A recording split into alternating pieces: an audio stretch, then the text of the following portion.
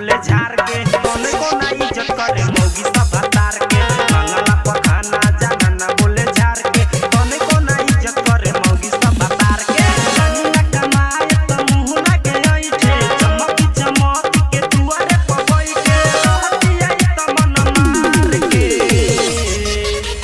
मंगला पखाना जाना ना बोले झार के तने को ना इज्जत करे मौगी सब तार के मंगला पखाना जाना ना बोले झार के तने को ना इज्जत करे मौगी सब तार के बहुत बिगड़ल बिया रे भाई।